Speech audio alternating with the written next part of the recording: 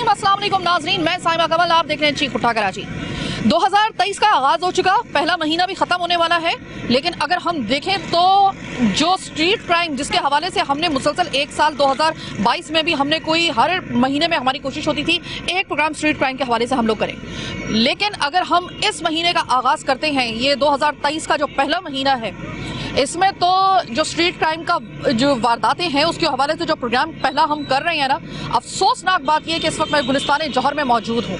आज से ठीक 15-20 दिन पहले एक जवान साल, सिर्फ 30-32 साल की एक लड़की को, ये आप सिर्फ जगह देखें, ये मैं मौजूद हूँ यहाँ पे जायका मसाला, ये बड़ी मशहूर यहाँ की एक दुकान है और ये ब्लॉक 17 है। और यहाँ पर आपको जो नज़र आएगा ना वो एक भरी पूरी मार्केट नज़र आएगी। और जिस वक्त सना का यहाँ पर मर्डर, किस तरीके से सना को मारा गया, मैं आपको पहले सना के बारे में थोड़ा सा बता देती हूँ। जो लोग नहीं जानते हैं सना को, उसके हवाले से मैं बता देती हूँ। 1.5 साल पहले सना के वालिद साहब का इंतकाल हुआ। उसके बाद सना अपने घर का बाप बन गई, यानी कि सना घर को उसका वाहिद का, आप समझ लेंगे उसका सबसे बड़ा जो कफील है वो, यानी कि सना के जाने के बाद उस घर की रीढ़ की हड्डी टूट गई, समझे एक तरीके से। ये तो हो गया पार्ट एक। वो इतनी हिम्मत वाली बंदी थी, एक तो माशाल्लाह उसकी हाइट वगैरह, और उस जिसका आपने देखा था वीडियो, यानी कि मैं आज आपको दिखाने वाली हूँ ना असल चीज़, वो ज़रा गौर से सुनिएगा। हम पुलिस के ऊपर भी बात करेंगे, हम सिक्योरिटी के ऊपर भी बात करेंगे जो हम गैर महफूज हुए हैं, लेकिन हम बहैसियत अवाम, मिनहसुल कौम, हम अवाम हम किस जगह पहुँच गए हैं गिरावट की, इसका अंदाज़ा यहाँ से लगाएं कि एक औरत जो थी ना वो उन स्नैचर्स के सामने चट्टान की तरह खड़ी हो गई। उसने मुज़ाहमत की और मुज़ाहमत करने के बाद लोग देख रहे थे कि उसके साथ क्या हो रहा है। ये पूरी मार्केट आप जरा देखिए, लोग देख रहे थे। इसमें कि हर यहाँ पे गोश्त वाले की दुकान है, यहाँ पे सब्जियों वाले की दुकान है, तमाम ब्रांड आपको जूतों के हर आपको ये मिलेगा। आपको यहाँ पर अच्छा खासा, जिस वक्त पे ये वाकया हुआ है, आपको इतना यहाँ पे रश मिलेगा। उस जिन जो विटनेस अगर आपने किया हो, वो देख रहे थे कि एक 32-33 साल की लड़की जो थी वो किस तरीके से उनसे मुज़ाहमत कर रही थी। कोई नहीं आया उसकी मदद के लिए। जालिमों ने पहले उसको बट मारे, उसके क्योंकि वो माशाल्लाह उसका जो डेल डोल था बहुत ज़्यादा था, उस लड़की का हिम्मत वाली बहुत ज़्यादा थी। उसके पहले बट मारा है उसके माथे पे, उसने तब भी नहीं छोड़ा जब उनको, तो फिर उसको गोली मारी है, सीधी जो गोली इसके गर्दन पे मारी है और रेस्पिरेटरी को वो डैमेज करती हुई उसके पसलियों को फाड़ती हुई निकली। और वो एट द स्पॉट तड़प तड़प के यहाँ पे हम आवाम के पास इतना टाइम था, हम मूवी बनाते रहे उसकी, हमने सोशल मीडिया पे अपलोड कर दिया अपने चंद व्यूज़ के लिए, लेकिन हमने किसी ने भी यहाँ पर, मैं अपने आप को भी इसमें शामिल करूँगी क्योंकि मैं भी आवाम हूँ, और मैंने उन जो दरिंदे थे ना उनको जाने के लिए, उनको पकड़ा जा सकता था, सिर्फ 2 थे। यहाँ पे अगर इकट्ठे हो जाते ना लोग, मैं देखती हूँ कैसे किसी की हिम्मत होती फिर। लेकिन यहाँ पर कोई अब बात करने तक के लिए राज़ी नहीं हो रहा इस बात के ऊपर कि सबको अपनी जाने अजीज़ है। हम हो गए हैं सही तरीके से, अगर मैं कहूँ तो मिनहसुल कौम, हम इन हालात में रहते हुए हम लोग डरपोक हो गए अब, जो बहुत अलार्मिंग बात है। एक औरत को आपके सामने मार दिया, आप कैसे, आपका हाथ जो था नहीं, आपने उसको बचाया कैसे नहीं, मुझे सिर्फ ये समझ में नहीं आ रहा। वो बच सकती थी बड़े आराम से, 2 कदम के फासले पे, ये 2 कदम के फासले पे यहाँ पे दारुल सेहत हॉस्पिटल था, उसको वक्त के ऊपर लेके जाया जा सकता था, कोई पास नहीं आ रहा था उसके। हम अवाम, हमारा ये अब रवैया हो गया एक दूसरे के साथ। बाद में आती है पुलिस की बात। पुलिस ने तो जो कारनामे दिखाने थे ना, जो उनकी जो एक फुल स्टॉप वाली जो उनकी कारकर्दगी है, वो तो हमारे सामने, हम क्या कर रहे हैं भाई। ये बड़ी एक अलार्मिंग चीज़ है। बचाया जा सकता था सना को। सना बहुत हिम्मत वाली बंदी थी, अल्लाह उसको जन्नत नसीब करे, उसके घर वालों को सब्र नसीब करे। उसके घर वालों ने, उनसे जब मैंने रब्ता किया तो उन्होंने कहा कि हम बात करना इस वजह से नहीं चाहते हैं क्योंकि मेरे बाकी बच्चे भी हैं। उनकी वालदा का ये कहना था मेरे बाकी बच्चे भी हैं, और हमें ये कहा गया है पुलिस की तरफ से कि कोशिश करें कि अगर आपके पास कोई आए ना मांगने के लिए, टीटी दिखाए, तो अपनी जान पे रिस्क ना लें, दे दें। तो फिर आपको किस लिए रखा हुआ है, पुलिस को किस लिए रखा हुआ है, आप क्यों हैं फिर यहाँ पे, जाएं अपने घरों में आप। अभी मैं जरा आपको एक छोटा सा, मैं इसका एक डेमो दिखाती हूँ आपको, हम कहाँ तक पहुँच गए हैं, इखलाकी गिरावट का शिकार कहाँ तक हो गए। मैं सिर्फ अब ये माइक लेके जाऊँगी, यहीं पे वो तमाम तर लोग थे जो तमाशा देख रहे थे। तमाशा देखने वालों से अब मैं बात करती हूँ कि अब तो कोई भी नहीं है ना यहाँ पे, कोई स्नैचर वगैरह नहीं है, सब जो है वो यहाँ पर जो है वो कोई टीटी लेके नहीं आया हुआ। इस वाक़े के बारे में बात करते हैं, ज़रा देखिए कि इनका रिस्पॉन्स क्या होता है। आप ज़रा देखें, ये तमाम सब्जी वाले, ये तमाम लोग जो थे, मैं ज़रा इनके पास जा रही हूँ, देखते हैं कि कोई इस हवाले से बात करता है या नहीं करता है।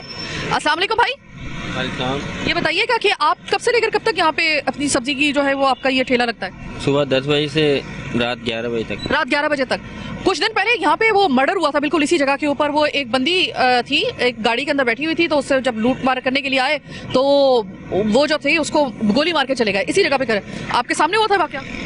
सामने तो नहीं हुआ था, ये हो चुका था। फिर हम जब भगदड़ मची तो फिर हमने देखा कि मर्डर करके चले गए थे वो। उस वक्त इतने सारे लोग थे यहाँ पर, किसी ने रोका नहीं? देखा ही नहीं ना किसी ने।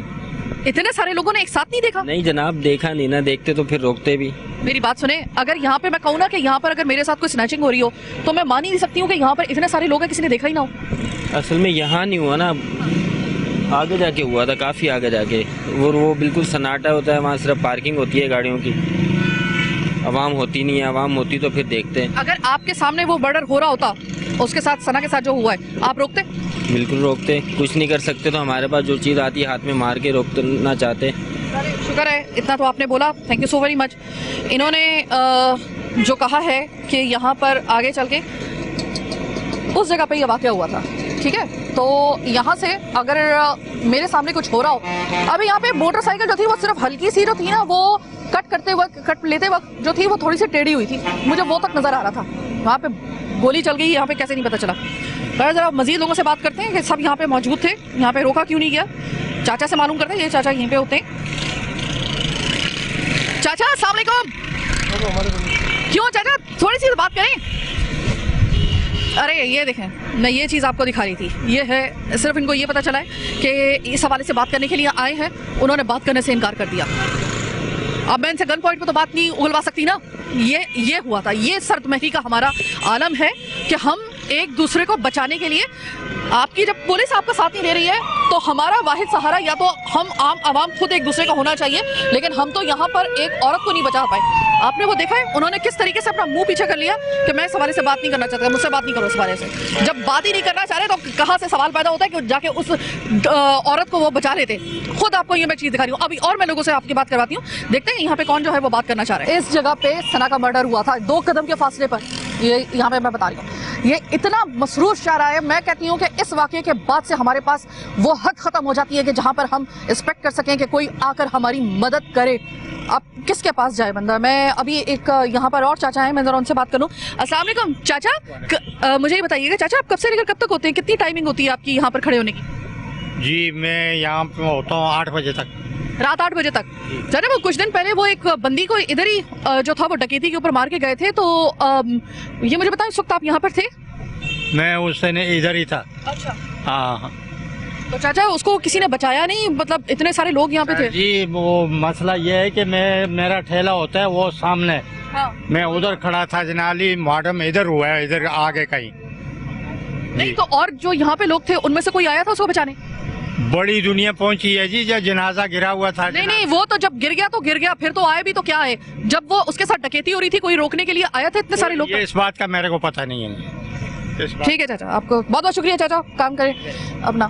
ये देख लें, ये चीज़ आपको सिर्फ दिखा रही थी कि इतने लोग थे वहाँ पर और किसी ने बचाया नहीं। एक बात याद रखिएगा कि आज ये सना गई है ना, कल आपके घर से भी खुदा न खास्ता कोई जा सकता है। और सोचिए कि अगर आपकी कोई बहन या आपकी बेटी या खुद आपके साथ ये वारदात हो रही हो और पूरा का पूरा यहाँ पर बाजार जो है वो लगा हो, सैकड़ों लोग हों, और सोचिए कि अगर आपकी घर की किसी औरत के साथ ऐसा हो रहा हो, अल्लाह ना करे, मेरे मुंह में खाक, लेकिन सिर्फ अपने आप के दिलों पे हाथ रख के मुझे बताइएगा।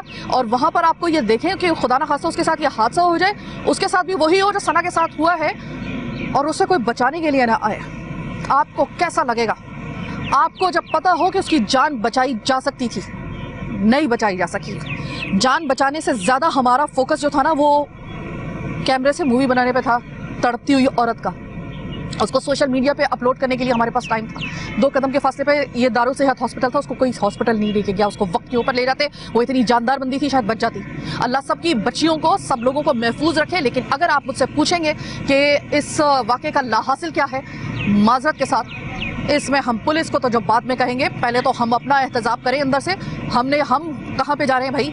हम इतने डरपोक हो गए, हम इतने डरपोक तो नहीं थे कभी भी, हम इतने डरपोक कौम तो नहीं थे कभी भी।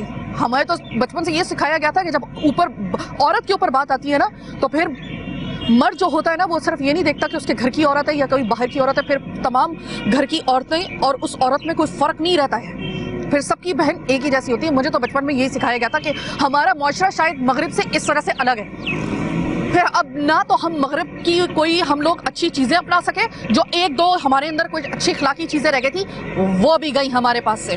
मैं जरा मालूम करने के लिए आई हूँ, मैं गुलिस्तान जौहर में उसी जगह पे मौजूद हूँ, चंद कदम के फासले पर जहाँ पर सना के साथ ये वाकया हुआ था।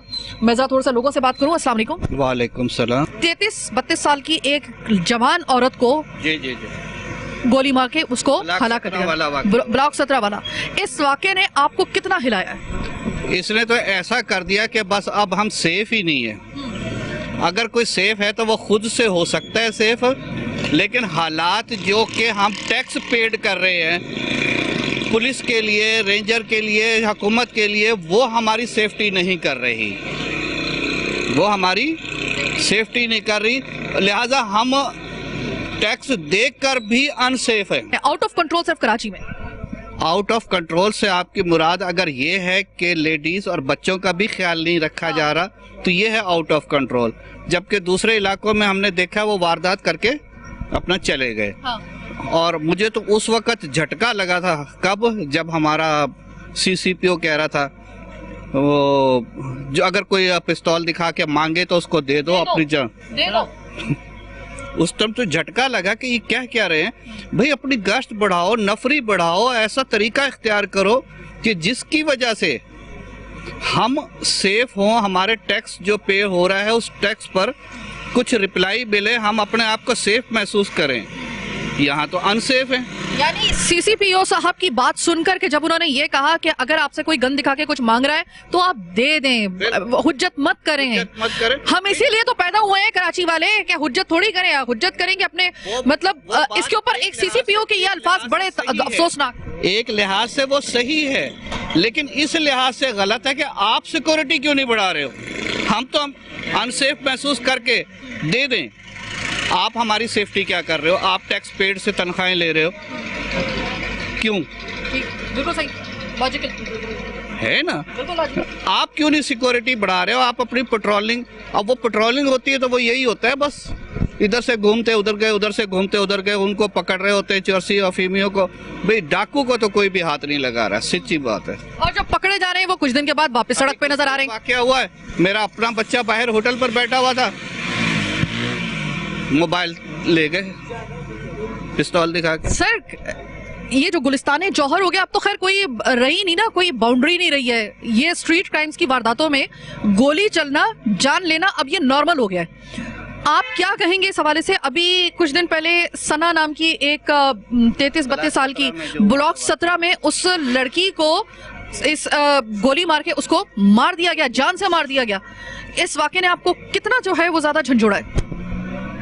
ये जिससे भाई ने बोला मैं इससे मुत्तफिक हूँ, जो भी इसने बात की वो सही है, बिल्कुल मैं भी इससे मुत्तफिक हूँ। वही मैं बात करना चाहता हूँ जो भाई ने की। वो टैक्स पे वही तो ना कि अपनी गश्त बढ़ाएं, सिक्योरिटी बढ़ाएं, ताकि लोगों को तहफ़्फ़ुज़ मिल सके। ठीक है, और यानी कि आपको जब हम तहफ़्फ़ुज़ महसूस करेंगे तो कारोबार में चलेंगे ना। ठीक है। सर ये कितना जरूरी है, ये कितना जरूरी है कि अगर आपकी पुलिस जो है ना वो बिल्कुल, अब आपने देखा CCPO के इस बात के बाद कोई दूसरी बात रहती नहीं है ना कि हम लोग इनके ऊपर क्या रिलाई करें। आपको लगता है कि वक्त आ गया कि शहरियों को अब ये इख्तियार हासिल होना चाहिए कि वो अपनी हिफाजत खुद करें? अपने हाथ में नहीं लेना, कानून अपने हाथ में लेना। सेल्फ डिफेंस में भी नहीं? सेल्फ डिफेंस से मुराद ये है कि मिसाल के तौर पर ये शॉप है, हाँ। मैं सेल्फ डिफेंस में अगर चला रहा हूँ, वो डकैत करके जा रहा है, वो मोटरसाइकिल पे या गाड़ी पे बैठ के भागते हुए, उनको मैंने भी मार दिया, ये उल्टा मेरे ऊपर ही केस हो जाएगा। अच्छा, ये सुनने में आता है वैसी? ये भी सुनने में आया है। इस पे मैम क्या कहेंगे? आपने ये वाकया सुना, इसके बाद क्या कहेंगे आप? कितना आपके लिए जो था इस वाकये ने आपको कितना मुतासिर किया? जी जाहिर सी बात है, हमें बहुत अफसोस हुआ, ऐसे होना नहीं चाहिए, क्योंकि वो भी किसी की बेटी थी, किसी की बहन थी, जो भी हुआ नाजायज़ हुआ, बहुत गलत हुआ। शायद ये हमारे हुकूमत को चाहिए कि सिक्योरिटी बढ़ाएं, ये चोर जहाँ भी हैं इनको पकड़ें, इनको सख्त से सख्त सजाएं दिए जाए। गोली मारनी चाहिए या इनको देखो, पुलिस हो गए, जो भी हो गए, हमने तो आज तक कभी देखा नहीं है, लेकिन हमारे सामने डकैत मार मारे गए, जो भी मारा गया, पोल्ट्री मारा गया, और पब्लिक ने पोल्ट्रियों को मार रहे हैं, इनको मार रहे हैं। जो चोर होते हैं उनको कोई कुछ नहीं बोलता है। हमारे सामने कितनी डकैतियाँ हुई, अभी कुछ दिन पहले बैंक हबीब के पास हुआ था, वो पठान था, हमारे मोहल्ले ही का था, छोटी मोटी चोरी की तो उसको डकैत ने, पब्लिक ने मार दिया, इतना मारा कि वो वहीं मर गया। लेकिन कोई पुलिस नहीं आई, कोई कुछ नहीं आया। उसके आधे घंटे बाद पुलिस आई है, जब वो मर गया तब जाके पुलिस आई है। किसी ने भी इतना कोई एक्शन नहीं लिया। और जहाँ चोरियाँ हो रही है, जहाँ सरेआम चोरियाँ हो रही है, एक दफ़ा मैं आ रहा था, मेरे ऊपर चोरी, गन पॉइंट रख के, मेरी बेगम थी, उसके जेवर ले लिए और मेरी भी पैसे में से ले लिए, मोबाइल ले लिए। ना रेंजर्स थी, ना कोई था, ना पुलिस था। मेन रोड पे, ये फजल चौक पे कोई भी नहीं आया। तो ये है कि ये हमारी हुकूमत को दरख्वास्त है कि इंशाल्लाह हमारी सिक्योरिटी बढ़ाए। ये जहाँ डकैतियाँ हो रही है, जहाँ चोर हो रहे हैं, इनको सख्त से सख्त सजा देनी चाहिए। इनको पकड़े, इनको पकड़े, हमारी यही गुजारिश है। पकड़ के तो छोड़ देते हैं ना, बाद में तो बाहर निकलते हैं वो। ये कि इनको नहीं पकड़ के इनको सजा देनी चाहिए, छोड़ना नहीं चाहिए। क्योंकि हम भी गांव के लोग हैं, हम भी ये असला मसला ये सब जान चुके हैं, लेकिन हम कानून हाथ में नहीं ले सकते। अब एक चोर होगा तो हम चोर से लड़ नहीं सकते हैं। कानून को हम हाथ में लेंगे तो फिर उस चोर में हमें क्या फ़र्क रह जाएगा। तो ये है कि मतलब चोरों को पकड़ के या तो हमें इजाज़त दे तो हम खुद ही मार दें, लेकिन मारने के बाद भी ये भी हमारे ऊपर भी केस है कि आपने कानून को हाथ में लिया, तो बंदा कहाँ जाए, किस लिहाज से जान नहीं छूटे। हमारे गांव है, पेशावर है, वहाँ कोई चोरी करे, कोई डकैती करे, पब्लिक ही मार देती है। पुलिस तो बहुत दूर की बात है, पुलिस तो आ भी नहीं रही है। इस वाकया ने वाकई में आपको मैं बताऊं कि हमारी ना सिर्फ पुलिस की कारकर्दगी तो बहुत पहले से ही हमारे सामने आ चुकी थी, लेकिन माजरत के साथ हमारा अपना इखलाक, हम किस पस्ती में जाते जा रहे हैं, हम किस कदर डरपोक हो गए मिनहासुल कौम, वो आज में हमने इस वाक़े से देखा कि एक तने तनहा लड़की, उसको अगर इतने लोग थे वहां पर, अगर उसको बचाना चाहते ना तो बचाया जा सकता था। अफसोस की बात ये, उसको बचाया जा सकता था। बहुत हिम्मत वाली वो बंदी थी, और अगर वो हिम्मत कर सकती थी तो बाकी इतने सारे वहां पे जो लोग थे वो भी हिम्मत कर सकते थे, दो के ऊपर भारी हो सकते थे। नहीं हुए, हमने उसको जाने दिया, हमने उसको डकैती के बाद उस पर गोली चलने दी।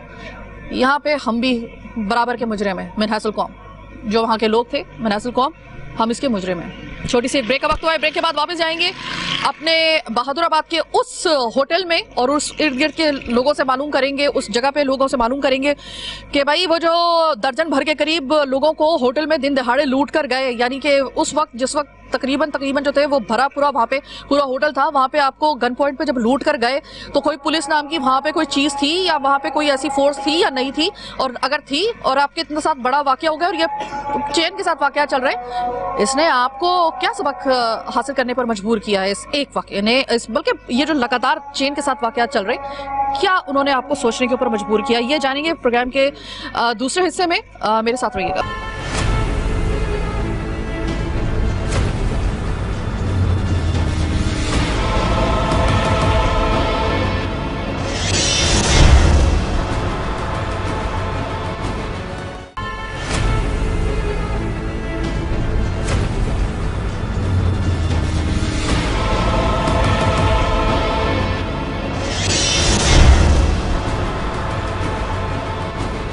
ब्रेक के बाद खुशामदीद प्रोग्राम का आखिरी हिस्सा बहादुराबाद में मैं मौजूद।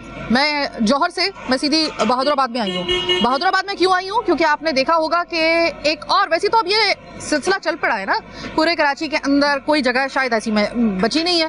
हर कुछ दिन के बाद, बल्कि तकरीबन डेली बेसिस पे अब तो हमें कोई सीसीटीवी फुटेज या फिर कोई ऐसी फुटेज मिलती है जिसमें हम देखते हैं कि चाय के होटल, पहले तो ये होता था ना कि लोग जो थे वो सुनसान जगहों का इंतखाब किया करते थे लोगों को लूटने के लिए। अब ऐसा नहीं है। अब वो कहते हैं कि जितना ज़्यादा क्राउडेड होगा उतना ही ज़्यादा हमारे लिए ये होगा कि एक ही जाल के अंदर जो है ना बहुत सारी मछलियाँ फंस जाएंगी। एक टेक्निकली मैं आपको एक मुहावरा इस्तेमाल मैंने यहाँ पे किया है। ये बहादुराबाद का वो इलाका है कि जहाँ पर अगर आप रात के 12 बजे भी आए ना तो यहाँ पे रश होता है। सुबह नाश्ते के वक्त से ये रश शुरू होता है और अभी तक ये रात के 11 बजे तक जो है, 12 बजे तक आपको ये रश यहाँ पर मिलेगा।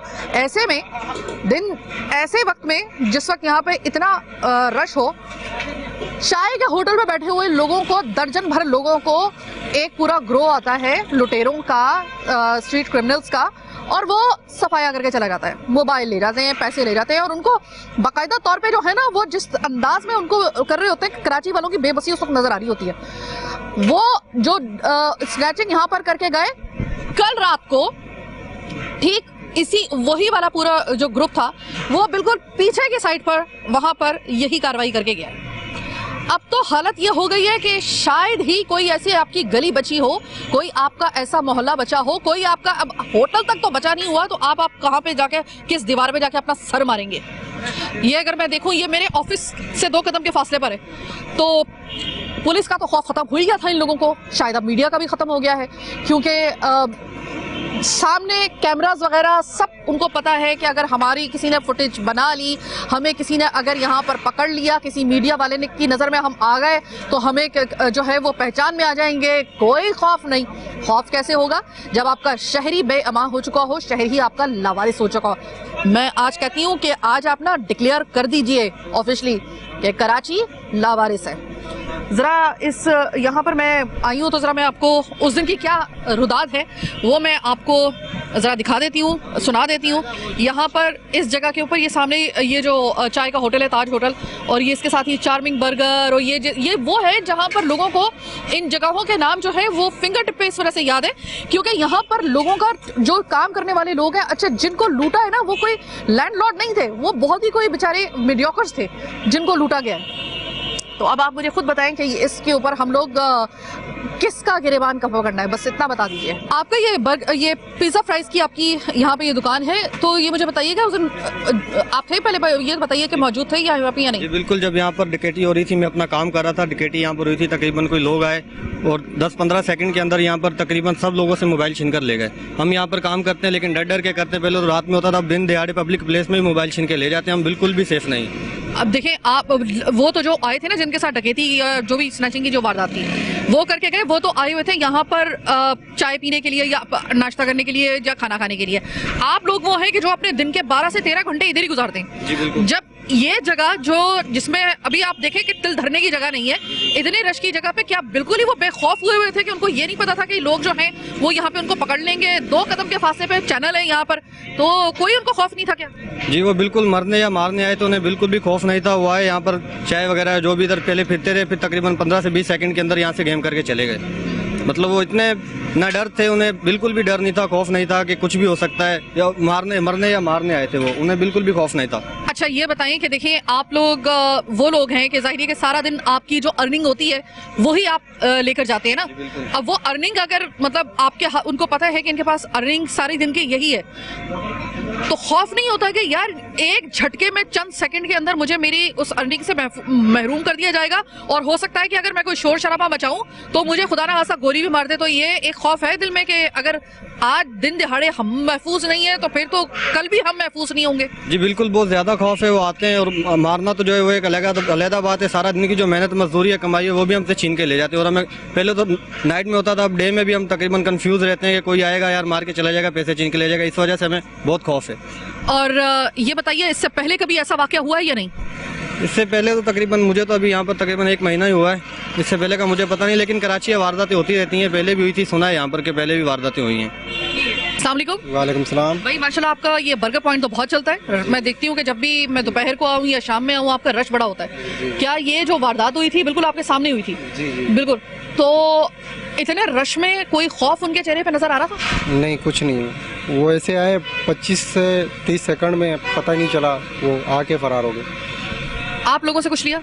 नहीं, हम लोग कुछ नहीं थे। आप लोग वो जल्दी में जैसे उन लोगों ने समेटा, 40-20 सेकंड में ऐसे वो चले गए, पता ही नहीं चला। लग रहा था कि अच्छा वो कराची के लोग लग रहे थे या कराची से बाहर से आए हुए लोग लग रहे थे? बस वो मार्क्स वगैरह दिए हुए थे उसके मुंह के ऊपर, पता नहीं चला, शायद कराची के ही लोग। और ये मुझे बताइएगा कि जो आपने वारदात पूरी देखी, आपको थोड़ा सा लगा कि हमें पुलिस को इन्फॉर्म करना चाहिए, या फिर लोगों ने भी कहा कि पुलिस को बताने का कोई फ़ायदा नहीं है, ना ही बताओ? क्या किया आप लोगों ने? जिस लोगों के मोबाइल गए थे उन लोगों ने पुलिस को कंप्लेन की थी, फिर पुलिस आई हुई थी तहकीकात करने के लिए, तो फिर आगे जिन लोगों से मोबाइल छीना, क्या वो आम से लोग थे, यानी कि जिस तरह काम करने वाले लोग होते हैं, मीडियोकर्स होते हैं, गरीब होते हैं, वो थे, या फिर आपको लग रहा था कि जरा थोड़ी सी बड़ी मछली? बड़े टाइप के लोग थे। अच्छा, वो थोड़े से बड़े टाइप के लोग थे, यानी कि चाय पीने के लिए आए हुए थे। अच्छा, मुझे ये बताइएगा कि ये इतनी जल्दी ये काम करके गए, आपको पता है कि वही लोग जो हैं, उन्हीं का ग्रोह जो है, उन्होंने कल रात को पिछली जो गली है वहाँ पर भी वारदात की उन्होंने।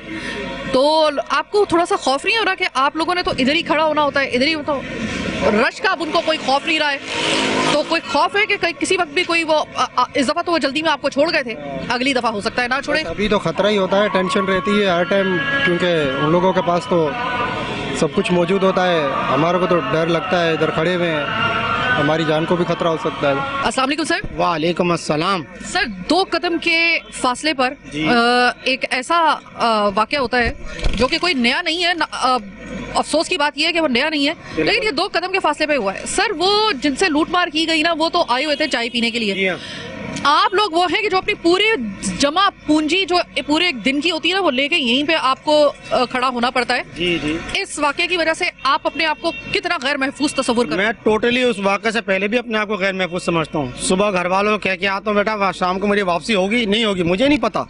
मैं जब घर से निकलता हूँ रास्ते मेरे साथ कई मरतबा छीना झपटी हो चुकी है, ना मैं टच वाला मोबाइल रख सकता हूँ ना जेब में कैश रख सकता हूँ। मेरे खुद के डकैती हो चुकी है, यहाँ मेरे कट भी लगा हुआ है, मोबाइल भी छीना गया मेरे से, पैसे भी छीने गए, हाथापाई भी करी मैंने, लेकिन फिर भी कोई सुनवाई नहीं हुई। पुलिस हमारी बिल्कुल नाकार, हमारा सिस्टम खत्म हो चुका है, किसके सहारे चल रहे हैं हमें नहीं पता, कारोबार बिल्कुल सिफर हो चुका है, 1 टके का काम नहीं है, महंगाई कहाँ से कहाँ पहुँच गई है, कहाँ ले आके मारेंगे, क्यों क्या होगा हमें नहीं पता, कि हमारे साथ होगा क्या। हमारे माँ बाप ने, हमारे बाप दादाओं ने इसलिए नहीं बनाया था पाकिस्तान कि हम बिल्कुल यहाँ पे गैर महफूज हो जाएंगे, इसलिए बनाया था कि यहाँ टके टके के लोग इसके लिए हो जाए हम लोग सब। क्या करें, किसके आगे रोना रोएं, जो हुक्मरान आता है XYZ में किसी का नाम नहीं ले रहा, चाहे सूबाई हुकूमत हो चाहे वफाकी हुकूमत हो, सब ने अपना उल्लू सीधा करा है। आज 1000 करोड़ जो है सिर्फ 10 रुपए के बराबर हो चुका है।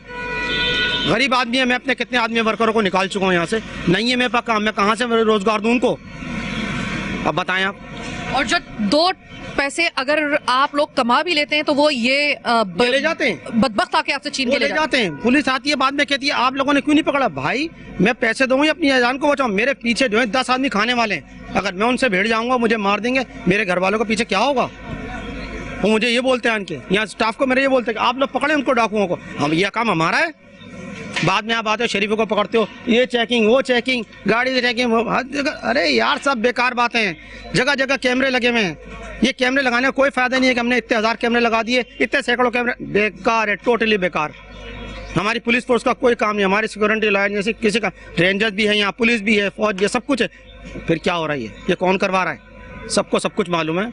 हाँ। बस सर वो जो आप जिस डिपार्टमेंट का नाम रहे ना, पुलिस डिपार्टमेंट के जो आला उसके वो जो ओहदेदार है ना जी, बजाय ये कि वो उनकी मौजूदगी में या उनके किसी स्टेटमेंट से हमें थोड़ी सी ढारसमंद है, उनके जब ये अल्फाज होंगे कि अगर कोई छीनने के लिए आए तो बेहतर है कि अपने आप को महफूज बनाएं और उसको दे दें जो वो लेके जा रहा है। खुद कहते हैं, अपने आप से कहते हैं कि आप दे दें, आप आए, मोस्ट वेलकम, आइए सर, आइए आप ले लीजिए, हमसे पैसे ले लीजिए, ये लीजिए, मैं अपनी जैकेट उतार देता हूँ, अपने कपड़े उतार वो तो चल रहा हूँ, ये भी मांग लें, उनको ये जेब देता है, सवाल ही पैदा नहीं होता। ये सब हमारे पैसों से बने, टैक्स हम अदा कर रहे हैं, हर चीज हम दे रहे हैं, उसके बावजूद हमको ये भी सिला मिल रहा है, इसलिए बनाया आपका टैक्स मेरी और आपकी मेरी तनख्वाह से और आपकी कमाई से, वो जो इतने भारी भरकम टैक्स, जो मैं आपको एक और खुशखबरी इसी प्रोग्राम में सुना दूं आपको कि अगले महीने जो है वो इन टैक्सेस में मजीद इजाफा होने के लिए जा रहा है, ठीक है। उस टैक्सेस की मद में ये हमारा सबसे पहला राइट है कि सबसे पहले जान माल इज्जत हमारी महफूज हो या नहीं। बिल्कुल ऐसा है।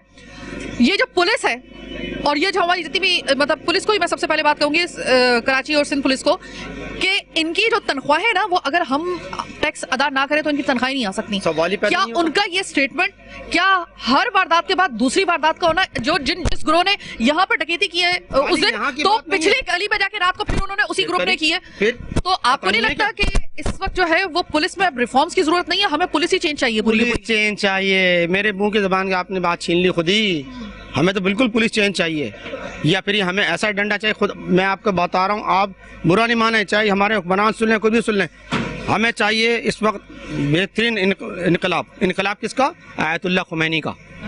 मैं वो चाहता हूँ, मुझे किसी को बुरा लगता है लगे मुझे टांग दो, लेकिन मैं चाहता हूँ मुझे आयतुल्लाह रहनुमा चाहिए, जरा सी हो खंबे पे टांग दो उठा के, ये हम लोग जब दुरुस्त होंगे, हमारा माशरा जब ही दुरुस्त होगा, चाहे वो अवाम में से हो, चाहे वो ब्यूरोक्रेट्स में से हो, चाहे पुलिस में से हो, किसी भी उसमें से हो, आप उसको खंबे पे लटकाना शुरू करो, आपका मास्टर ना सुधरे आप बोलना फिर। आप बिल्कुल बात सही कह रहे हैं। और मैं आपको याद दिला दूं कि अभी तक जितनी भी गिरफ्तारियां हुई हैं, आए दिन मेरे पे वो पेज ज्वाइन किया हुआ है, जो सिंध पुलिस और कराची पुलिस का मैंने पेज ज्वाइन किया हुआ है, तो आए दिन वो बड़ा उसमें फख्र के साथ बता रहे होते हैं कि हमने इतनी कार्रवाइयों में इतने जो है वो हमने स्नैचर्स को पकड़ा है, स्ट्रीट क्रिमिनल्स को हमने जख्मी हालत में पकड़ा है। और पकड़ तो लेते हो भाई, उसके बाद 5-6 दिन बाद जो है ना, या ज्यादा 1 महीने के बाद वो दोबारा अगर मुझे उसी जगह पे डकैती करता हुआ, चोरी करता हुआ मिले तो मैं क्या समझू इस चीज को? फिर नहीं पकड़े आप, अगर इसी तरह छोड़ना होता है। हमारा कानून ही नहीं है ना, कानून में उसने शक की बुनियाद पे वो कत्ल करके आ जाएगा। 6 आदमी देख भी रहे हैं, सब कुछ कर रहे हैं, गवाही भी दे रहे हैं, वो कहीं ना कहीं ऐसे शेख निकाल लेते हैं कि नहीं शक की बुनियाद पे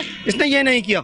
यार ये क्या बात कर रहे हो यार, बेकार की बात कर रहे हो तुम। ये जब कर दिया उसको यस एंड नो करो, बस खत्म, 2 सजा।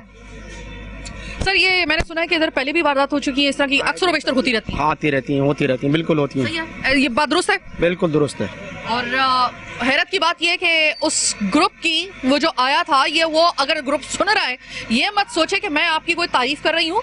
मैं आपकी तारीफ नहीं कर रही हूँ, मैं अपनी जो पुलिस है, मैं जो सिक्योरिटी फराहम करने वाले इदारे हैं, मैं उनके ऊपर जो है ना वो मैं एक सवालिया निशान खड़ा कर रही हूँ कि अगर ऐसे बदबक, और ये इतने डरपोक होते हैं, मैं आपको बता दूं, ये इतने डरपोक होते हैं कि अगर आप इनके गर्दन तक आप पहुंच जाएं और इनको अगर बेबस कर देना तो यकीन करें इनकी वो जो हालत होती है ना कपकपाने वाली, वो मैंने देखी हुई है, मैंने अपनी आंखों से देखी हुई है। ये इतने डरपोक होते हैं। ये उन डकैतों की या जो स्ट्रीट क्रिमिनल्स हैं उनकी कोई बहादुरी नहीं, बल्कि हमारी पुलिस की कमजोरी है, ये याद रखिएगा। सर कुछ कहना? जुर्म करने से पहले चाहे हमारी लॉ एनफोर्समेंट एजेंसियां हों, कोई भी हों, अगर वो किसी को बचाते हैं या कोई डकैत है, डकैती करता है, हम सिर्फ ये सोच ले कल को मेरे साथ भी यही हो सकता है, मेरी बहन, बेटी, माँ, भाई सबके साथ मतलब ये कि सर वो जो ज्यादातर वो जो आके ये डकैती और चोरी करके जा रहे हैं ना, वो इस वजह से बिल्कुल जो है निडर है। उनको पता है कि उनके घर वाले तो यहाँ पे है ही नहीं, वो तो खुद बाहर से आए हुए हैं। वो क्या आप ये भी तो देखें ना, एक वजह ये भी तो है ना, हमारी यहाँ महंगाई कहाँ से कहाँ पहुँच चुकी है। आपके पास बेरोजगारी बेइंतहा है, डिग्रियाँ लेके लोग फिर रहे हैं, ग्रेजुएट बंदे हैं, नहीं उनके पास नौकरियाँ। ये हुकूमत वक्त का काम है उनको नौकरियाँ दे, उनको रोजगार दे। सवाल ही पैदा नहीं होता कि वे डकैतियाँ पढ़ें। क्यों पढ़ेंगे डकैतियाँ? मजबूरन उठा रहे हैं, कलम की जगह हथियार क्यों उठाया? इसीलिए उठाया कि मेरे पास रोज मैं अपनी बीवी बच्चों को कहाँ से पालूं, घर वालों को, माँ बाप को कहाँ से खिलाऊं? मुझे तो चाहिए भाई। इस शहर को बस इतनी बात कहूंगी कि डिक्लेयर कर दिया जाए बाज़ाब्ता तौर पे कि ये लावारिस शहर है। ये लावारिस शहर है, इसको बाकायदा तौर पे ऑफिशियली डिक्लेयर कर दिया जाए। इस वक्त हालात ये हैं कि एक लड़की को, पहले तो बात सिर्फ ये नौजवानों तक, मर्दों तक रही थी, फिर उसके बाद बच्चे भी जो थे वो इसका नरगे में आना शुरू हो गए। मुजम्मिल का केस आपको याद होगा, स्टूडेंट्स आना शुरू हो गए। हालत अब ये वो इतने बेगैरत हो चुके हैं कि वो अब औरत के ऊपर भी गोली चलाते हुए भी नहीं सोच रहे। दरिंदे जो होते हैं ना उनको पाला नहीं जाता। दरिंदों के लिए कोई दिल के अंदर सॉफ्ट कॉर्नर नहीं हो सकता, खासतौर पे उस दरिंदे के लिए जो कि आपकी या आपके खानदान के या आपके बच्चों की या आपके घर की खवातीन की जान का दुश्मन बन जाए। उस दरिंदे के लिए किसी के दिल में कोई सॉफ्ट कॉर्नर हो ही नहीं सकता, कितना भी बड़ा एनिमल लवर क्यों ना हो। ये दरिंदे हैं दरअसल, ये जो स्ट्रीट क्रिमिनल्स हैं ये दरिंदे हैं। इनके अंदर अगर दरिंदगी आ चुकी है तो इनके साथ सलूक इंसानों वाला क्यों? ये इनको तो पकड़ के ऐसा, मैं ये बात बड़ी जिम्मेदारी के साथ कह रही हूँ, फिर अगर इन्होंने वापस ही गिरफ्तार होने के बाद वापस ही आना होता है तो फिर तो कोई ऐसा काम होना चाहिए कि ये वापस आने के काबिल ही ना रहें। तो फिर तो मेरे ख्याल में कि बाकी ये फैसला करना तो हमारे हुक्मरानों का काम है, हमारे कानून दानों का काम है, कानून साजी करने वालों का काम है। लेकिन अगर आप एक दफ़ा शूट एट साइट का इनको ऑर्डर दे दें और एक दो को, जिस तरह की उन्होंने कहा है ना कि ईरान में अगर कोई ऐसा क्राइम करता है तो उसको चौक पे लटका दिया जाता है, लटकाएं ज़रा 3-4 को, आप देखिएगा फिर जो अगली वारदात होने में जो ड्यूरेशन होगा ना, अगर खत्म नहीं होगी तो ड्यूरेशन कम से कम बढ़ जाएगा। ये आए दिन एक दिन के अंदर 2-2, 3-3 इस तरीके से एक ही जगह के ऊपर वारदातों का होना, एक ही इलाके के अंदर होना। ये याद रखिएगा कि हम तो लुटने के लिए इस वजह से भी आदी हो चुके हैं, लुटने के, क्योंकि हम कराची वाले हैं, हम तो लुटने के आदी हैं। बस एक बात याद रखिएगा, पूरी दुनिया में फिर ना ये जो हमारी पुलिस है, ये इसका जिस तरीके से नाम बदनाम हो रहा है ना, कि एक वक्त आएगा, ये याद रखिएगा, ये इस कराची शहर की वजह से जो ये हालात कर दिए गए हैं और आपकी नाकामियां, एक वक्त आएगा कि कराची और सिंध पुलिस का नाम हिस्ट्री में लिखा जाएगा कि दुनिया की नाकाम तरीन पुलिस, कहीं ऐसा ना हो कि कराची पुलिस और सिंध पुलिस को करार दिया जाए।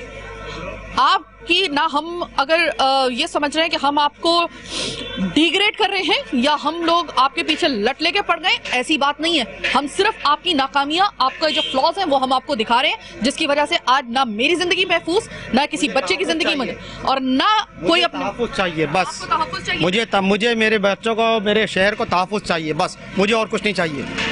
मुझे और कुछ नहीं चाहिए। इससे ज्यादा कुछ सुनना अगर आप में हिम्मत है तो अगला प्रोग्राम कर लेंगे फिर दोबारा।